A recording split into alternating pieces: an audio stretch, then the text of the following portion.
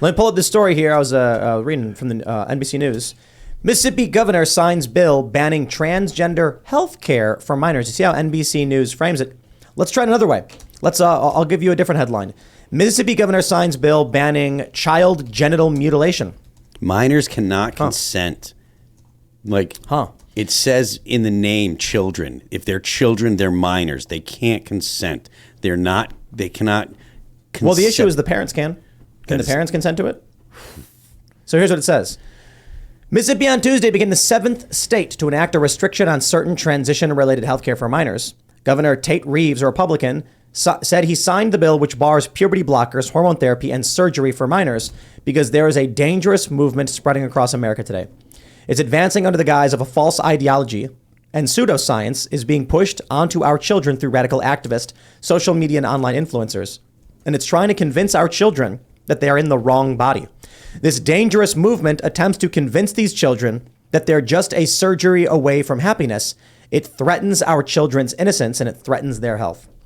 It's crazy. He invited Matt Walsh from the Daily Wire to speak. And the crazy thing is, I was talking to Ali London last week on the Culture War podcast, and he was saying that he thought the surgery would make him happy. And he kept getting different plastic surgeries, wondering when he would finally feel happy, and it wasn't working because the issue isn't the surgery. But the thing is, for Ali, I think he only really got the facial cosmetic stuff done.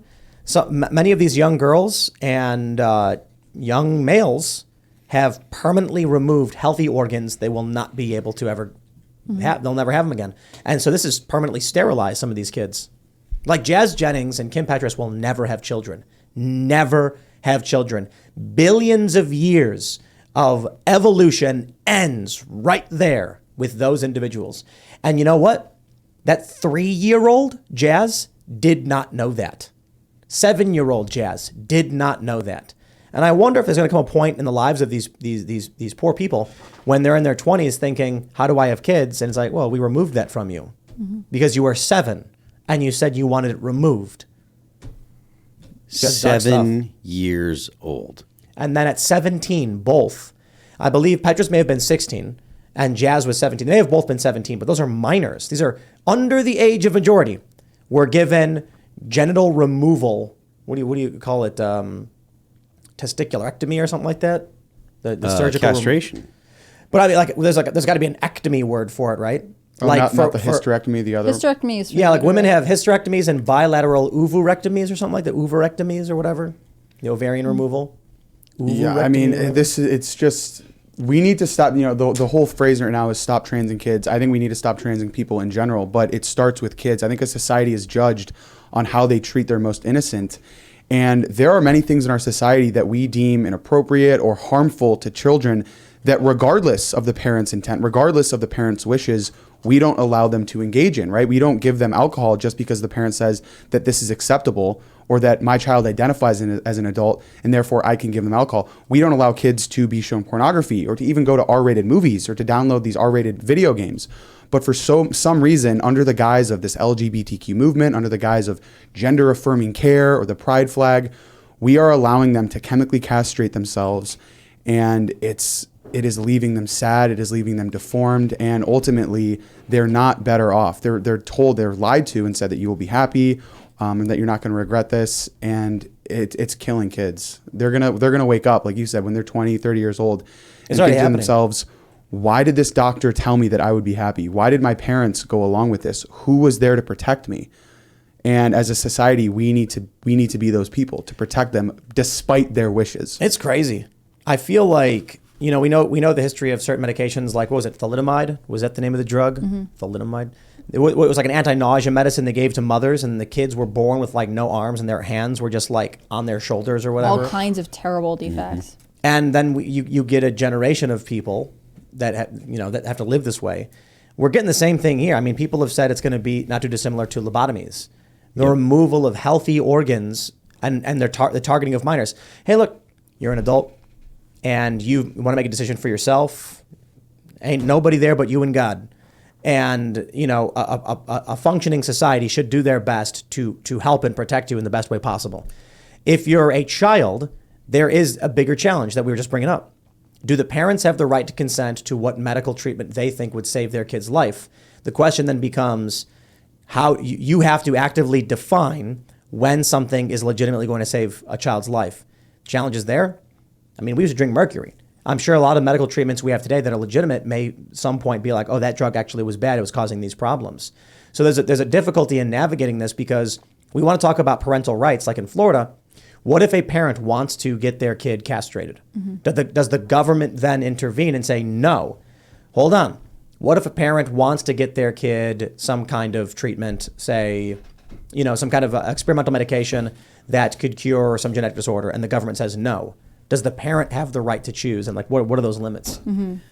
If there's a legitimate role for government, I think protecting innocent life is among the legitimate roles.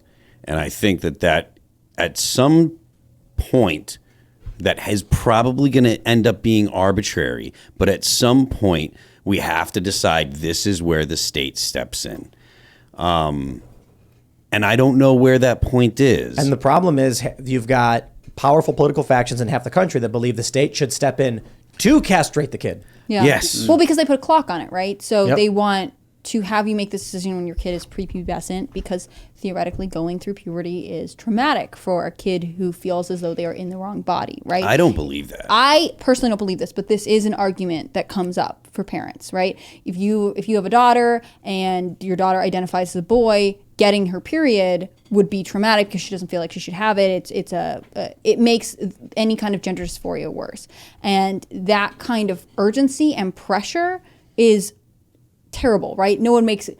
There are some people who make good decisions under pressure, but I don't think anyone can make a good decision when it's like, how do I keep my kid from being traumatized? Especially when actually you don't know what the alternatives are. There are no alternatives. It's being pushed on you. It's being pushed on you. I think that's crazy. Personally, I think of it similar to, should you be allowed to get a nose job when you're 16, right? Personally, I feel like if you were a good parent, you would say no. Wait until you're an adult. Wait until you're older and can make decisions. But a nose job doesn't sterilize you. But I don't think, but it's permanent, right? You can't put it back. It doesn't sterilize you, but you can't then say, I want my original nose. Yeah, but like not being able to have kids is very different. We should be encouraging children to make decisions.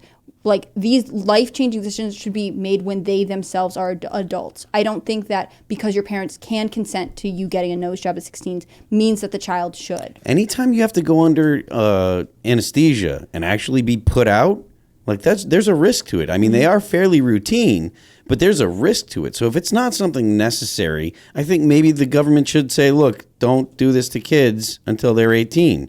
Just because of the risk of going, complications from surgery. They're real. It doesn't happen a lot, but they are real. So again, if there is a legitimate role for government, then protecting innocent life has to be among it. Protecting the borders, protecting innocent life, give you courts, and that's about it. But it's easy to say, but then what about a medical treatment a parent wants to get for their kid, the government won't allow? Right? So the challenge is, it is not about the law, it is about the cultural values. And the left values child sex changes and the right doesn't. But there may come a time where there's something the right says, like, hey, we need to give this kid this medication for, like, spinal meningitis or something. And if you empower the government, they could be like, nope. And then you're sitting there being like, excuse me, like, my kid's going to die. Get him this treatment. They're like, we're not going to do it. Well, and a lot of these laws that get written in saying you can't offer hormone therapy or whatever else, they have exceptions for kids who are legitimately born intersex, right? When they have XXY chromosomes or whatever. I think for me, as a society, it would be nice, and I feel like this is unrealistic, if we could all agree that ultimately any kind of permanent surgery should be the decision of someone who is in full possession of their rights. So I mentioned this before, most minors aren't in full possession of their rights because they are under the custody of their parents. And so therefore, we shouldn't be leaving it up to their parents to decide what happens to their body. They have to be an adult with full possession of their rights to be able to consent to any of these surgeries. I mean, I just think it's not even about the child choosing or the parents choosing. It is literally just about our moral values, period. My moral values are, you don't give kids sex changes, have a nice day. Mm-hmm. I'm not going to, I don't need to create any kind of weird philosophical or moral based, it's like, or a legal basis for it where it's like, well, the government shouldn't be, no, don't care. Sometimes the government should, sometimes they shouldn't. This is a case where they shouldn't. The left believes that the government should make this stuff happen and the parents shouldn't get a right to choose. I think that's crazy. I think the parents should also not be allowed to choose in this circumstance. I do not believe parents have a right to choose their children get their sex organs removed. That's just me. But there are certain circumstances where I think the parents should have a right to choose certain medical treatments for their kids. It is not a black and white argument. There is no simple answer of, do the parents have rights or do they not? It's not that simple. The parents should have rights in some circumstances and not in others. If the parents think that, making their baby vegan is going to be good for them, the government should be like, yeah, it's stupid. You don't do that. Your baby will die. You can't have vegan baby. I mean, you maybe can. It's like really, really difficult, but you probably give your kid proper nutrition or something like that. Government should intervene where we deem it culturally and morally pertinent. The left has different moral standards, which we view as demonic, and that is a very serious problem for our society because you've got mothers and fathers who are like, I have 3 kids who are all trans. I'm like, come on, man.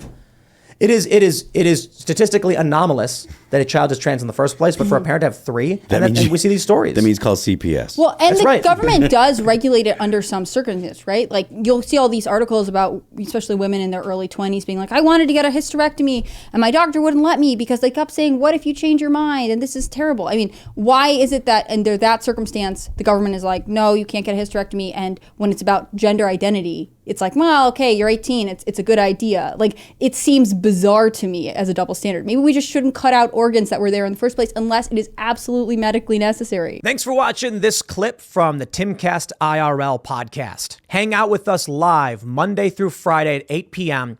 and become a member over at timcast.com for uncensored, members-only shows exclusive.